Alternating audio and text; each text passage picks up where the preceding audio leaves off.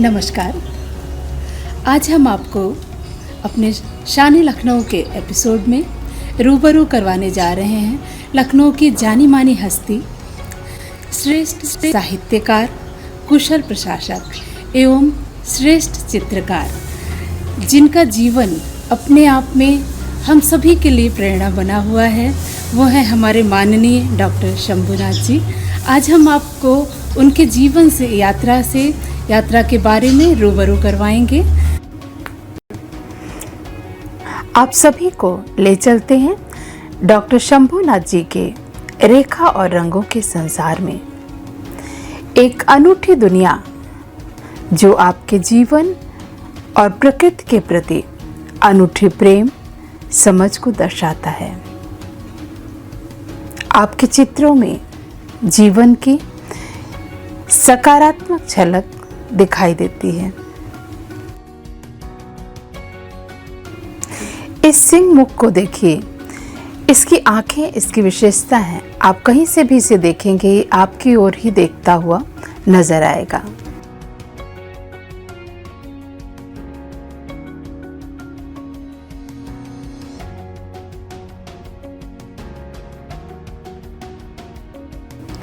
ये थी आपके रेखा और रंगों की अनूठी दुनिया। अब आपको ले चलते हैं आपके प्रशासनिक जीवन की ओर। एक ईमानदार, परिश्रमी, कर्तव्यनिष्ठ, कुशल, वरिष्ठ प्रशासनिक अधिकारी।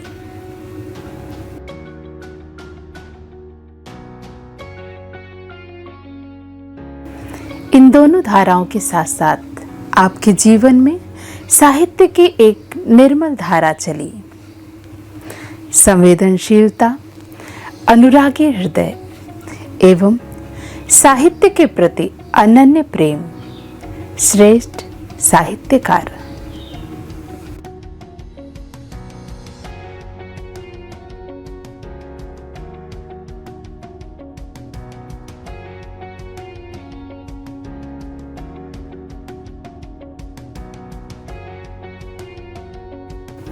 जीवन को पूर्ण करती आपकी धर्मपत्नी श्रीमती चंदानाथ जी, जो स्वयं श्रेष्ठ चित्रकार हैं। ये चित्र जो आप देख रहे हैं, ये आपकी धर्मपत्नी जी का बनाया हुआ है, जिसकी श्रेष्ठता वो चित्र स्वयं बयां कर रहा है। सहृदय, ममतामयी व्यक्तित्व आपके चित्रों में सजीवता की झलक दिखाई देती है।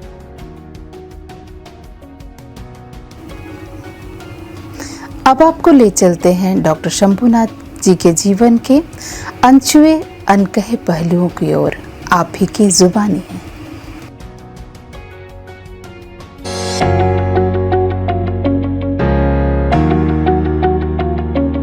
आपने इतने सारे गुणों को अपने अंदर समेटा हुआ है। साहित्य है, कला है और उसके साथ साथ प्रशासनिक गुणों को भी अपने अंदर। ये गुण कैसे आपके अंदर आए? थोड़ा सा अपने जीवन यात्रा के बारे में बताएं हमें। पूनम जी, आपने बहुत अच्छा प्रश्न किया। मैं सुदूर अतीत में जाता हूँ तो स्मरण आता है कि मैं अंग्रेज़ों के ज़माने में पैदा हुआ, पराधीन भारत में। और उस समय मेरे पिताजी एक मैजिस्ट्रेट के पद पर कार्यरत थे जी। 2 मार्च 1947 जन्म तिथि अंकित हुई है मेरी जी। और महाशिवरात्रि का दिन था, तो इसलिए मेरा नाम शंभुनाथ पड़ा। पिताजी हमारे प्रशासनिक अधिकारी रहे। आज़ादी के बाद प्रांतीय सेवा में आ गए। उनकी हमेशा से इच्छा रही कि मैं पढ़ लिख करके प्रशासनिक अधिकारी बनूं जी। चंद्रावती जी, जो बिहार की एक जानी मानी लेखिका एवं कवियत्री हैं जी, अब दिवंगत हो गई हैं जी। वो उनसे मैंने कुछ ऐसे संस्कार पाए जी, जिन्होंने मेरे अंदर साहित्य के प्रति अगाध प्रेम उत्पन्न किया जी। कविता मुझे रुचने लगी, कहानियाँ मुझे भाने लगी जी और साहित्य की संवेदनात्मक गहराइयों तक मैं उतरने लगा। जी यह सब कुछ शैशव से किशोरावस्था में ही इतनी बातें घटित हो गई और अनेक श्रेष्ठ कवियों और साहित्यकारों को मैं तब तक जान गया था और बहुत को पढ़ भी गया था। जी मुझे याद है कि मेरा विद्यारंभ उत्सवपूर्ण वातावरण में हुआ था जी और पंडित तुरंत लाल झा जी को आमंत्रित किया गया था विद्यारंभ कराने। जी तो उन्होंने खड़िया स्लेट तो रख करके वर्ण बोध तो कराया ही, जी पर अक्षर ज्ञान के अलावा जी उन्होंने बाल पत्रिकाओं की एक भेंट मुझे दी। कई बाल पत्रिकाएं लेकर आए थे जी और मैं उनके अंदर बने चित्रों को देख करके इतना अभिभूत हुआ जी कि मैं उनमें खोता गया और उन चित्रों के कारण ही मैं बहुत जल्दी अक्षर बोध प्राप्त कर गया ताकि मैं उन कहानियों को पढ़ सकूं, जान सकूं। जी तो इस तरह से कुछ चित्र के प्रति एक रुचि और चित्रकार बनने की एक अवचेतन इच्छा जी इस प्रकार से मेरे मन में आ गई। तो मैं कभी कभी सोचता था कि मैं जीवन में क्या बनूं। जी प्रशासनिक अधिकारी बनूं तो जी। पिताजी बहुत खुश होंगे। जी अगर मैं साहित्य में जाता हूं तो कहीं न कहीं माँ, जो मेरे अंदर माँ का दिया हुआ बहुत कुछ है, जी वह परितृप्ति माँ को मिलेगी जी और शायद चित्रकार बन के मैं गुरु ऋण को चुकाऊं। जी तो सोचता रहा और बारी बारी से जी जब समय मिलता तो मैं प्रशासनिक बातों को, खास करके पिताजी की कार्यशैली को देखता जी। समझता। जी साहित्य का अवगाहन तो करता ही था और चित्र उकेरना शुरू किया। तो जी। शुरू में मैंने उंगलियों से मिट्टी पर चित्र बनाना, माटी पे अच्छा। चित्र उकेरा। फिर उसके बाद पेंसिल लेकर के दीवालों को रखना शुरू किया। जी और उसके बाद मेरे पिताजी ने जब ये रुचि मेरी देखी जी तो मुझे विधिवत उन्होंने रंग प्रतिमा खरीद कर देते थे और ड्राइंग कॉपी देने लगे कि जी। तुम इसमें बनाओ, व्यवस्थित रूप से बनाओ। जी। तो उनका प्रोत्साहन मिला। मैं अंग्रेजी साहित्य में एमए कर गया था 1968 में और जी। अंग्रेजी साहित्य इसलिए चुनना पड़ा, पहली बात कि वो साहित्य है और सभी साहित्य में एक अंतर संबंध होता है जी। और दूसरी बात क्योंकि पिताजी की और सारे समाज की इच्छा थी, आसपास के सभी पिताजी के मित्र और सब लोग कहते थे आप जी। आईएएस अधिकारी बनिए। जी तो क्योंकि अंग्रेजी पिताजी हाँ, जी। प्रशासनिक अधिकारी थे, जी। इसलिए वो चाहते थे कि पुत्र भी हमारा जी आगे चल के ही तो बने। तो प्रशासनिक अधिकारी बनने की ललक में मैंने अंग्रेजी साहित्य में एमए कर लिया। जी 1 साल के लगभग पढ़ाया भी पटना में, कॉलेज ऑफ अच्छा। कॉमर्स में मैं अंग्रेजी विभाग में जी व्याख्याता था, लेक्चरर था। जी अच्छा था, लोकप्रिय था मैं उस समय लेक्चरर के रूप में। और यहाँ से मुझे भाषण देने की एक क्षमता मैंने थोड़ी अर्जित की। शिक्षण देते हाँ, देते शिक्षण वो- देते जी, देते देते जी। और ये देखते हुए कि मैं बहुत अच्छा शिक्षक कैसे बनूं, लोकप्रिय शिक्षक कैसे बनूं, तो संभाषण कला की भी यहाँ एक थोड़े से मैंने एक मेरा प्रशिक्षण भी हो गया एक प्रकार जी से। जी आईएएस के लिए जो प्रतियोगी परीक्षा होती है वो 1959 में मैंने 69 में बैठा और 1970 से मैं आईएएस अधिकारी हो गया। उत्तर प्रदेश संवर्ग मुझे मिला जी और उत्तर प्रदेश संवर्ग में मुझे बहुत से महत्वपूर्ण पदों में कार्य करने का जी। अवसर मिला। जी मैंने 3 उत्तर प्रदेश के महत्वपूर्ण जिलों में जिलाधिकारी रहा, जी फतेहपुर, रायबरेली, मेरठ। जी मैं लखनऊ नगर महापालिका में लखनऊ नगर का प्रशासक रहा।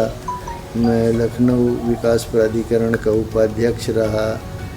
मैंने शासन के कई विभागों में सचिव एवं प्रमुख सचिव की क्षमता से कार्य किया है, जैसे वन विभाग ले लें, नियोजन जी। विभाग ले जी। लें, गन्ना विभाग, श्रम विभाग, समाज कल्याण विभाग आदि जी। आदि। और फिर विष्णुकांत शास्त्री जी जब राज्यपाल हुए जी। तो उन्होंने शासन से एक बात कही कि मुझे एक ऐसे सचिव या प्रमुख सचिव की आवश्यकता है जी। जिसकी हिंदी में रुचि हो और साहित्य में रुचि हो। जी। तो मुझे तत्काल मुख्यमंत्री जी का भी फोन आया, उस समय के मुख्य सचिव का भी फोन आया जी। कि हम लोग आप ही को चुनते हैं और आप ही बहुत सही जिसकी व्यक्ति साहित्य में रहेंगे। इतनी रुचि है और स्वयं इतना लेखन कार्य किया हुआ है आपने। जी। जी। तो मैं मतलब कि विष्णुकांत शास्त्री जी के सानिध्य में चला गया और मेरे जी। लिए वो एक तरह से स्वर्णिम काल था मेरे करियर का। जी। यानी शास्त्री जी एक देवोपम गुणों से युक्त देव पुरुष थे जी।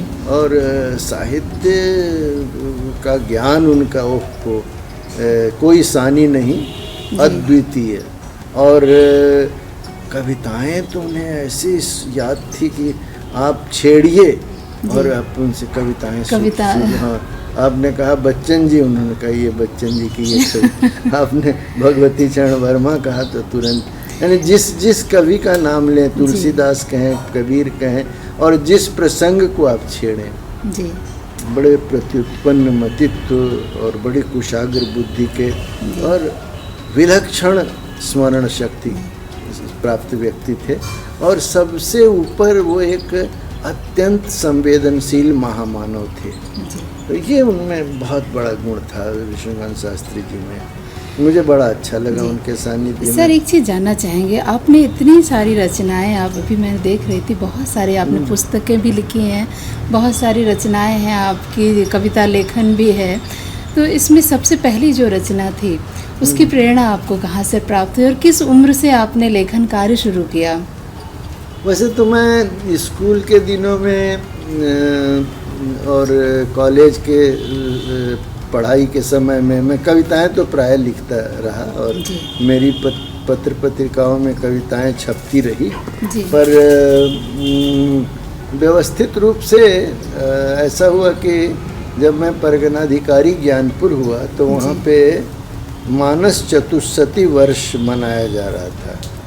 तो मैंने वहाँ ज्ञानपुर के जो पोस्ट ग्रेजुएट कॉलेज है तो उसके सभी हिंदी विभाग, संस्कृत विभाग और जो हिंदी साहित्य या तुलसी साहित्य में रुचि रखते थे ऐसे व्यक्तियों के साथ में बुलाकर एक बैठक की और मैंने कहा कि तुलसीदास जी को आधुनिक वातायन से देखा जाए, नए संदर्भ में, क्योंकि मध्ययुगीन जीवन मूल्यों के साथ तो उन्होंने लिखा ही जो कुछ अपने समय में, आज के संदर्भ में उनकी क्या प्रासंगिकता हो सकती है। तो सबको विषय बांट करके मैंने लिखा और एक उसमें मैंने स्वयं भी अपने लेख लिखे और उस संपादित पुस्तक राम कथा या नए प्रतिमान करके पुस्तक आई। उसके बाद लोगों ने मुझसे कहना शुरू किया कि आप तुलसी साहित्य के मर्मज्ञ हैं। मुझे विद्यालयों विश्वविद्यालयों में बुलाया जाने लगा कि आप तुलसी साहित्य पर कुछ बोलें, तुलसी जयंती पर बोलें। तो एक तरह से एक दबाव बना कि मैं तुलसी साहित्य पर कुछ लिखूं। तो मेरी एक पुस्तक फिर आई राम कथा के नए आयाम, वो भी नए संदर्भों में और खास करके पाश्चात्य समालोचना पद्धति और पाश्चात्य दर्शन, इसके संदर्भ में मैंने मानस के प्रसंगों को लिया और मैंने पाया कि रामचरितमानस इसमें भी बड़ा खरा और निखरा उतरता है। ये तो रामचरितमानस की बात हुई। फिर मैंने बच्चन जी को बहुत अच्छी तरह से पढ़ा था कॉलेज के ज़माने में। प्रिय कवियों में मेरे एक थे, तो बच्चन के काव्य यात्रा नामक एक पुस्तक लिखी। फिर दिनकर जी पर दिनकर का रचना संसार करके मैंने एक पुस्तक लिखी। वो ऐसा संयोग बैठा कि डॉक्टर जय सिंह नीरज जो कि बहुत मर्मज्ञ हैं दिनकर साहित्य के, मुझसे मिलने आए थे। मैं मेरठ का जिलाधिकारी था, तो बातचीत में जब दिनकर साहित्य पर परिचर्चा हुई तो उन्होंने कहा आपके पास तो इतनी सामग्री है जी। और एक अच्छी दृष्टि है, आप लिखिए। जी। तो मैंने फिर दिनकर पर एक पुस्तक लिख डाली। बाद में डॉक्टर नीरज के सहयोग से और मैंने कहा कि आप मेरे गाइड बन जाइए तो मैं इसमें पीएचडी कर लेता हूँ। तो धूप छाही दिनकर वो मेरी पीएचडी प्रकाशित हुई धूप छाही दिनकर। जी हाँ, जी हाँ। सुंदर। हाँ, नाम अपने सुंदर नाम है, बहुत नाम ही सुंदर है। असल में दिनकर में पौरुष की तेजस्विता है जी। तो उसे मैं धूप कहता हूँ। जी। और दिनकर में जो राग तत्व है, प्रेम जी, है, जी, जी। उसे मैं छाह कहता हूँ। वाह, क्योंकि कितनी सुंदर दिनकर सोच। कुरुक्षेत्र और जी। उर्वशी दोनों के कवि हैं, जी। तो इसलिए नाम दिया धूप छाही बहुत सुंदर दिनकर। है जी। इसी से आपकी साहित्य के प्रति गहरी सोच पता चलती, निखर के आती है सामने। सर, एक चीज़ जानना चाहेंगे, आपके जीवन में तीनों धाराएं चली, साहित्य, प्रशासनिक, उसके साथ साथ कला क्षेत्र। तो इन तीनों चीज़ों को इतनी व्यस्तता के बावजूद भी आपने इतनी सुंदरता से कैसे कायम रखा, उसके लिए क्या किया आपने? पूनम जी, मैं मानता हूँ कि busy man has time for everything. एक व्यस्त आदमी को हर चीज़ के लिए समय होता है। जी। तो अपने दिनचर्या में मैं ज़रूर सम्मिलित करता था कि कुछ समय ऐसा निकालूंगा जो साहित्य को मैं दूंगा, साहित्य चिंतन को दूंगा। और यदि समय मिला तो कुछ रेखा चित्र बनाऊंगा, क्योंकि व्यवस्थित रूप से तो पेंटिंग करने का प्रशासनिक जीवन में मुझे अवसर कम मिला, लेकिन कम मिला, क्योंकि जो पेंटिंग का काम होता है वो एक दिन से अधिक का काम हो जाता है। उसमें पहले रेखा चित्र बनाइए, फिर उसके बाद उसको पहला एक कोट करिए, फिर उसके बाद दूसरा, फिर एक अंतिम में फिनिशिंग कोट कहलाता है। तो इसमें टाइम लगता, तो इतना समय तो नहीं निकल पाता था। लेकिन अवकाश प्राप्ति के बाद मुझे लगा कि चूँकि मैंने कॉलेज के दिनों में ही Bihar school of arts and craft से सर्टिफिकेट कोर्स कर लिया था, तो मुझे इसको एक तरह से फिर से जागृत करना चाहिए। तो इसकी पुनरुद्भावना के लिए मैंने फिर पेंटिंग शुरू किया और मैंने काफ़ी पेंटिंग बनाई है। मैं हाँ, अभी हमने देखा, बहुत खूबसूरत, बहुत खूबसूरती से पूरे घर में आपकी पेंटिंग सब बनाई हुई लगी हुई हैं। मैं ज़रूर अभी दिखाऊंगी अपने दर्शकों को भी कि कितनी खूबसूरती से आपने तीनों ही क्षेत्रों में कितनी सुंदरता से उस क्षेत्र में कामयाबी हासिल की, जो आज हमारे जीवन में, हमारे बच्चों के लिए प्रेरणा है आपका जीवन, हम सभी के लिए। सर, कुछ बताइए, जितनी रचनाएं आपकी थी और पेंटिंग और उसके अलावा प्रशासनिक, उसमें सबसे ज़्यादा दिल के करीब आपके क्या रहा, जिसमें सचमुच आपको लगा कि नहीं, इसको करने से मुझे बहुत प्रसन्नता मिलती है? अब इसको मैं यूँ कहना चाहूँगा, कई बार लोग कहते हैं कि आपकी तो बड़ी अलग थलग किस्म की इच्छाएं थी, कहाँ प्रशासन जीवन का खुरदुरा चट्टानी यथार्थ, जी, बिल्कुल, कहाँ कविता एक नदी की तरह प्रवाहित संवेदनाओं से भरी हुई, और कहाँ चित्रांकन रेखा और रंगों और आकृतियों का संसार। बिल्कुल बिल्कुल अलग दुनिया है। हाँ, पर मैंने कहीं इनमें अंतर विरोध नहीं पाया। पहली बात कि मैं प्रायः पाता हूँ कि जो रेखा और रंगों और आकृतियों की दुनिया है जी, यही किसी न किसी रूप में साहित्य में रूपांतरित होती है। मैंने अनेक कविताएं लिखी, कविता संग्रह भी मेरे आकाश मेरे आईने में प्रकाशित हुआ। तो मुझे कई बार लगता है कि कविता के लिए चित्र भाषा की आवश्यकता होती है, जैसे कविवर पंत कहते थे, कल्पनाशीलता के अलावा एक चित्र भाषा, जैसे कौन है यह वन सघन हरियालियों का, झूमते फूलों लचकती डालियों का। अब आप इसमें देख रहे हैं कि चित्र उभरता है। तो कविता को चित्र भाषा की आवश्यकता होती, कोई विरोध नहीं जी। और मैंने ये भी पाया कि साहित्य हमें जीवन को समझने के लिए हमारे संवेदनात्मक पक्ष को बहुत सुदृढ़ करता है। बिल्कुल सही। यानी अगर हम प्रेमचंद के साहित्य को लें, अगर हम अंग्रेजी ज़माने में ज़मींदारी व्यवस्था के अंतर्गत किसानों की क्या दुरावस्था थी, जी कितना अत्याचार होता था उनमें, कितने अधिक शोषण के वो शिकार थे। इसको जानना है, प्रेमचंद साहित्य पढ़िए जी। तो आपको गोबर और हल्कू और माधव उनकी घीसू कहानियाँ जैसे बिल्कुल, चरित्र बिल्कुल। आपके सामने आएंगे जो अपने आप बयान कर देंगे। जी। तो वो एक संवेदना आपको देता है। और प्रशासन में मैंने देखा कि कल्पनाशीलता और संवेदना के साथ अगर कार्य किया जाए तो आप एक अच्छे प्रशासक हो जाते हैं। बिल्कुल तो इस सही, तरह कहीं से न कहीं सारी तीनों चीज़ें आपस में जुड़ी हुई हुई हैं। हैं। जी तो इसमें मैंने अब दिल के करीब मेरे सभी रहे, क्योंकि प्रशासनिक अधिकारी के रूप में मैंने पाया कि जो बहुत कल्पनाएं अंदर होती, संवेदनाएं अंदर होती हैं, जी उसको मूर्त रूप देने का या उसको जनसेवा के रूप में करने का। क्योंकि मैंने कभी भी फाइलों को निर्जीव पत्रावलियों की तरह नहीं देखा, जी। बल्कि मुझे लगता था कि इन सबों के पीछे कुछ धड़कनें छिपी है, क्योंकि कुछ कवि हृदय कहीं के आपका जो है वो उच्छ्वास छिपा है, जी बिल्कुल। किसी की कुछ आशा बंधी हुई है, जी। किसी का कुछ दर्द, कुछ पीड़ा इनमें आ रहा है। जी। तो पत्रावलियाँ मेरे लिए बड़ी जीवंत सी हो जाती थी बिल्कुल। उस साहित्य की दृष्टि से। जी। और मुझे कुछ भी निर्णय लेने में जनहित में बड़ी प्रसन्नता होती थी। इसी प्रकार से कविताएं चाहे मेरी स्वरचित हों चाहे अन्यों की हों, मेरे हृदय के बहुत करीब रहीं। और इनकी चित्र भाषा जो कविताओं में व्यंजित होती है वो मुझको चित्रकला की ओर ले गई, जो रेखा और आकृतियों का संसार है, रंगों का संसार है, तो वह भी मुझे बहुत आकर्षित करता है। रविंद्रनाथ जी कहते थे, ऐ भुवन मनमोहिनी, यह संसार बहुत मनमोहक है। जी। हाँ, और मरिते चाही नामी ये सुंदर भुवने, इस सुंदर संसार में मैं मरना नहीं चाहता हूँ, जितना रेखा, रंगों, आकृतियों, ध्वनियों, संगीत सबसे भरा हुआ है। जी।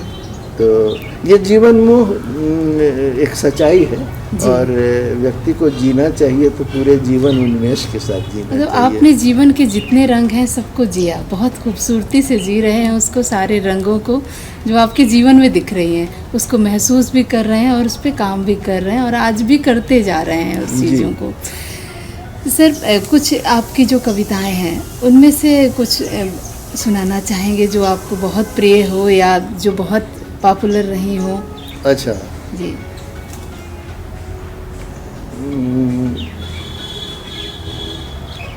जैसे देखिए,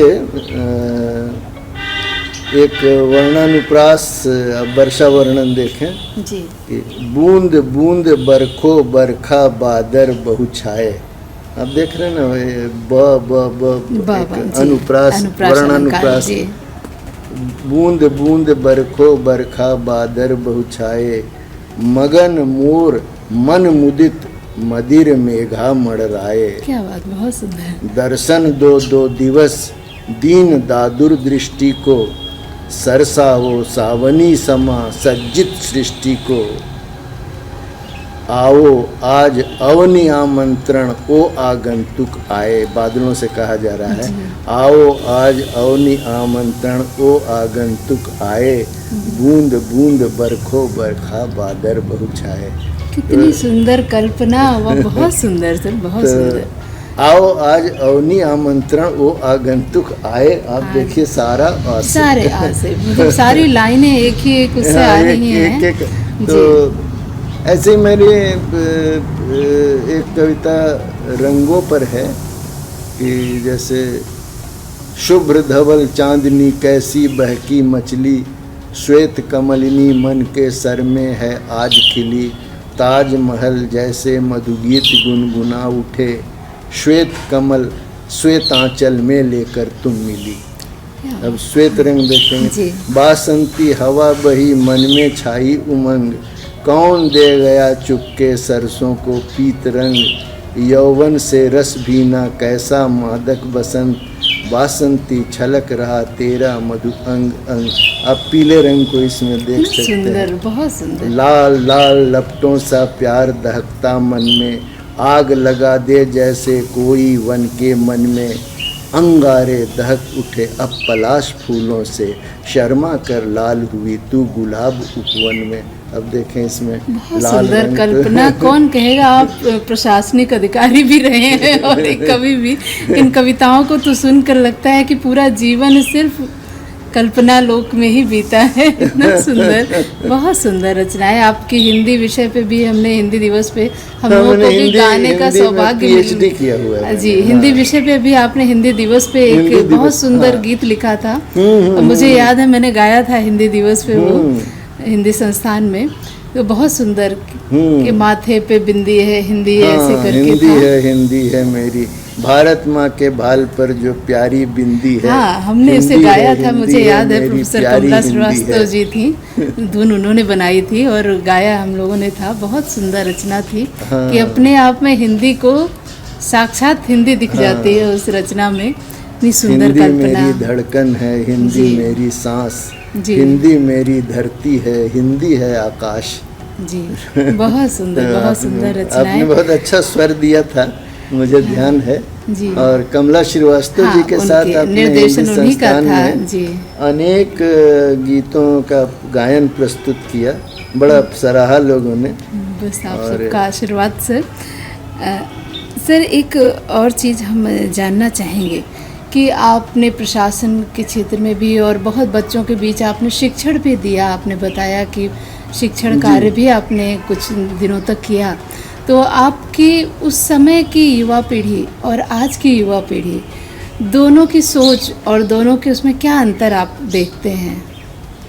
वाह, अच्छा समय, बहुत अच्छा प्रश्न है, बहुत अच्छा प्रश्न है। असल में एक बार मैं विचार कर रहा था अपने एक वरिष्ठ अधिकारी के साथ जी। तो उन्होंने कहा कि आप तब तक युवा हैं जब तक आप वर्तमान के साथ हैं जी। और जब आप अपने वर्तमान से असहमत होने लगते हैं तो आप पुराने हो गए जी। तो वर्तमान हमेशा नवोन्मेष लेकर आता है जी।